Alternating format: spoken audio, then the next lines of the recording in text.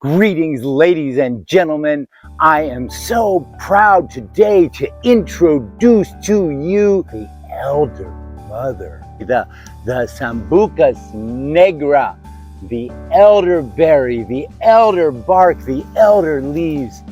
Elder mother, this is the world. She comes with blessings. She comes with curses. She can take away your pain, make your skin bright and radiant, and she can also show you the other side of the veil.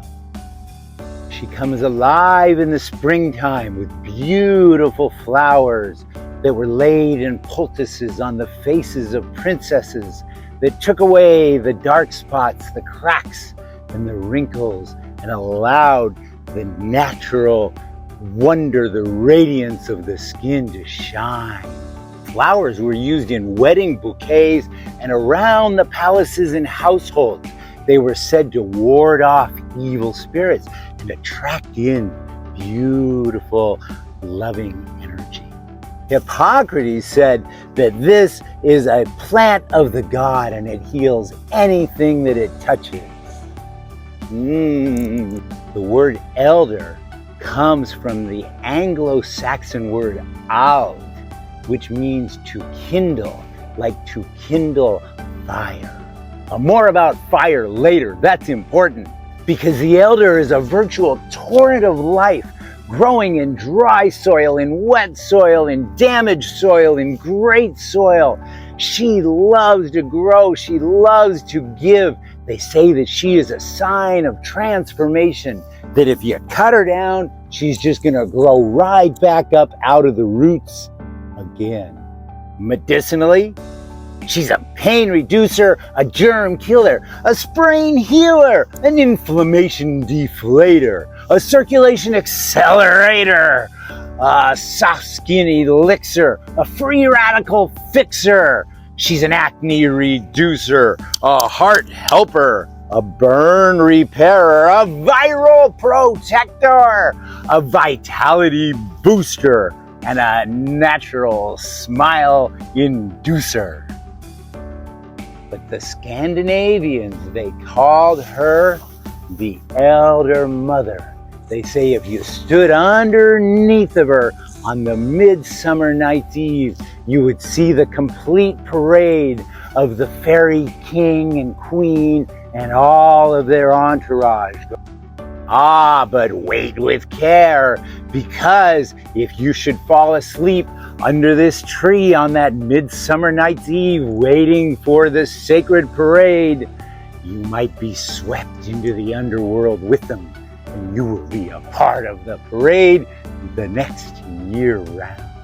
In modern times, this plant is so popular, it can now be found in syrups, in gummies, in lozenges, in pills, in teas, in salves, in oils, in essential oils, in hemp products, in jams, in juices, in wine, and of course in pink champagne. Pliny the Elder said the elderberry was a complete medicine cabinet unto itself. In the days of old, the juice of the berry was made into a salve for rapid healing of wounds in times of war or accidents from the hunter-gatherer days. The dark juices were also used for painting, for dyes, for skin, for clothes, for teepees, for baskets. And the baskets were made by the bark of the tree itself, which could be woven together in beautiful artistic formations. But always ask before you take, and remember, the wood is not to be burned. Why not, you ask? Why not burn the wood? Well, 3 good reasons. Number 1, it's pithy on the inside. It makes for a smoky fire. Number 2, it's taboo. Number 3, it's laced with cyanide. And they say the smoke from the cyanide can actually make you Well, then you say, Dan, I don't understand. She's named after fire, to kindle the fire, but I can't burn the wood. Oh no, you can't burn the wood, but you can hollow out that pithiness on the inside. And now you have a way to blow air into your new fire and kindle the flames in the kindling until you have something nice and warm, started by the elder mother. And lest we forget, the elder loves music. Why, she can be hollowed out into a pipe. They say the very first panpipe was probably made from the elder branches hollowed out on the inside. And that's how Pan seduced his nymphs to follow him into the great pools of love. They made clapper sticks. Beautiful hollow sounds for the ceremonies. Keep the dancing, keep the time, keep the rhythm. Life is so fine. Besides musical instruments, the hollowed out branches, you could blow through them and they'd make a great pea shooter. Or the kids could blow water at one another. Or they could blow poison darts at... During the pandemic, many people were looking to the elderberry for her antiviral properties. She's also an anti-inflammatory, an antimicrobial, an antioxidant, and even a diuretic. But medicinally, we have a problem. Problem? The problem is cyanide. Yes, a little bit of cyanide. For instance, where are the birds? These berries are so happy, but they're so full. The birds have not come and eaten them. Why, right over there, I have a madrone tree, and when that madrone tree is ripe, it is a party for drunken robins. These berries have a little bit of cyanide in each one, and Mother Nature seems to know where a poison resides. So what do, Dan? How do I get rid of the cyanide? How do I take part in the great medicine chest? It's very easy. You just dry them. You just cook them a little bit. You make them into a jam. As you dry it, as you cook it, all that cyanide evaporates into the sky. Will you look at this in the way?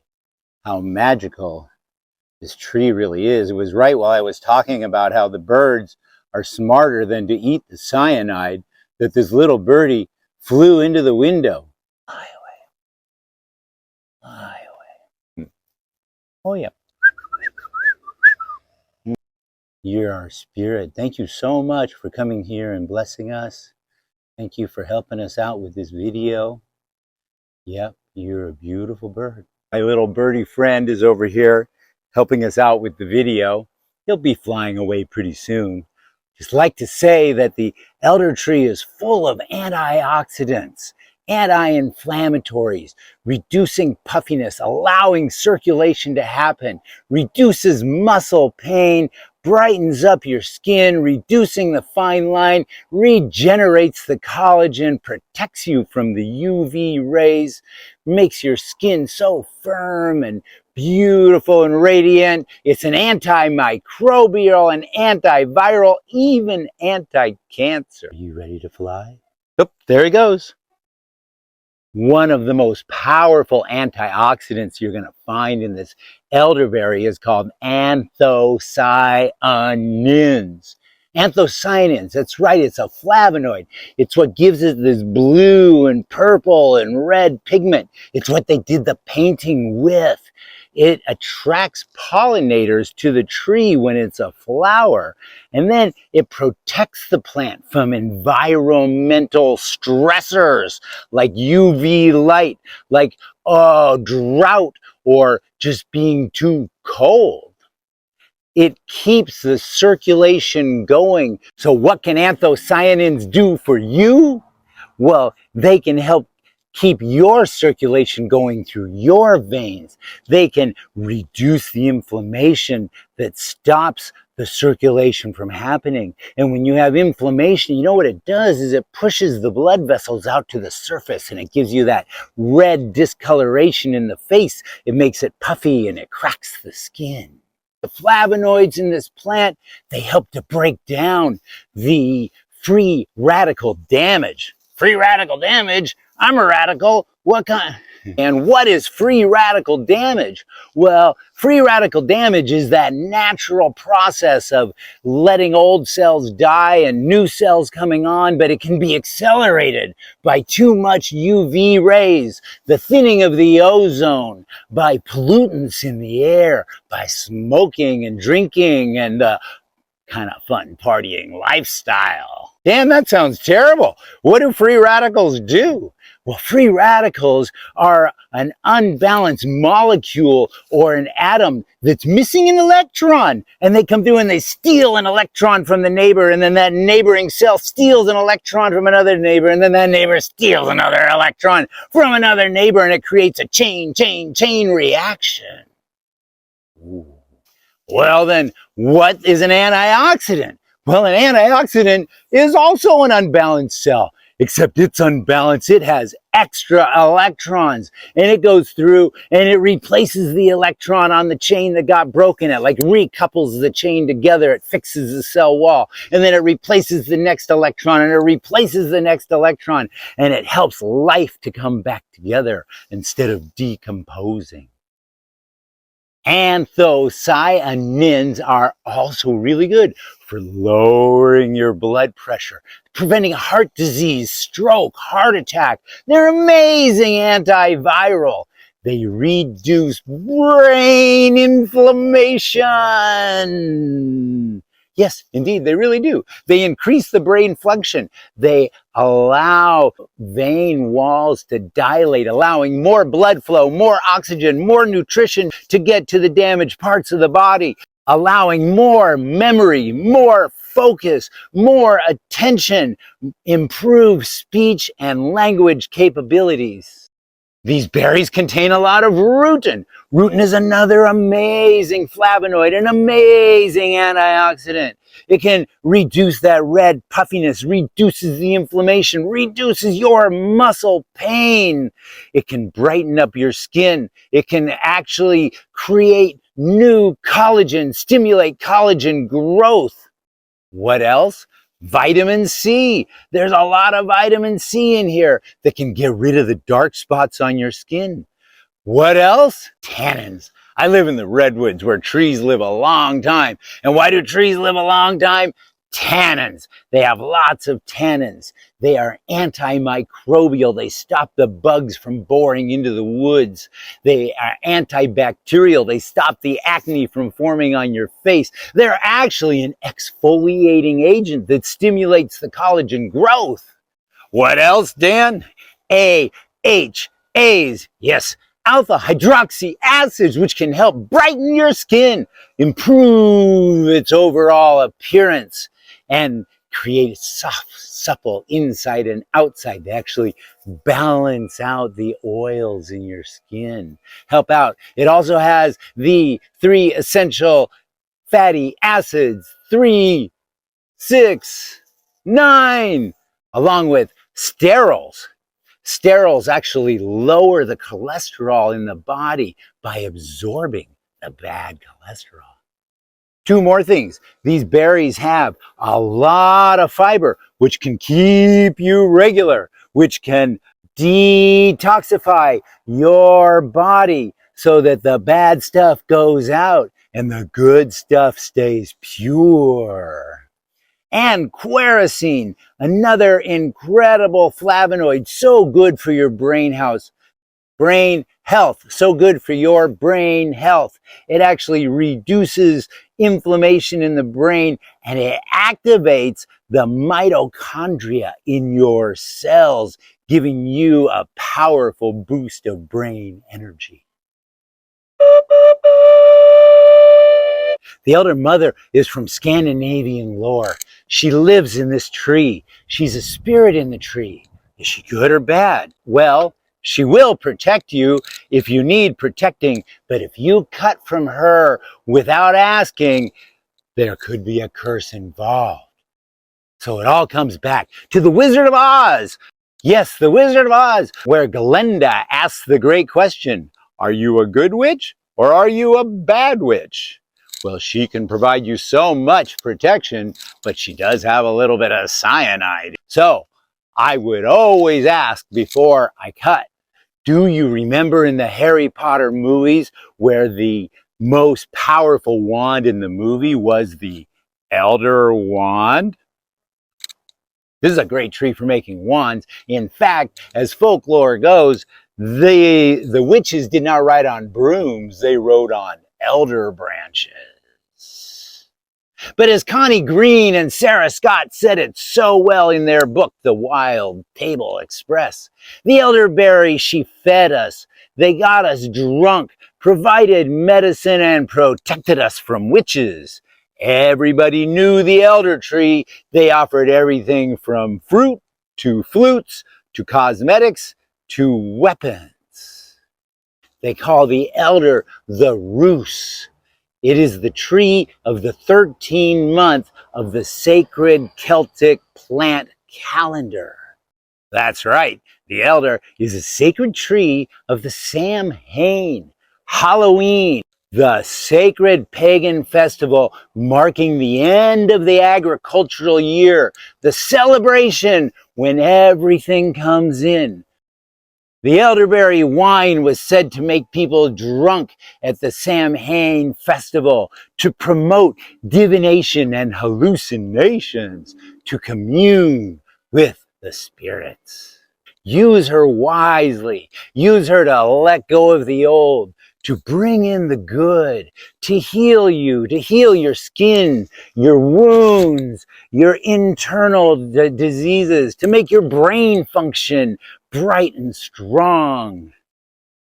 The elder is a tree of celebration. She is the tree of the woman of magic, the elder mother, the mystical time between the living and the dead. She represents wise energy, the mystery of birth and regeneration. Now you ask, how does one harvest and dry the elder? Remember, she's like your mother. So when you go to visit your mother, you always bring her a gift. Tobacco works really good. Peanut butter jelly sandwich. Hello, elder mother. I honor you. You are so beautiful. Always compliment a plant. You're so beautiful. You have all these beautiful elderberries. I'd like to ask you to keep all that good nutrition, those antibiotics, those amazing chemicals you have in these elderberries so that we can use them for healing purposes. Is that all right with you? They almost always say yes.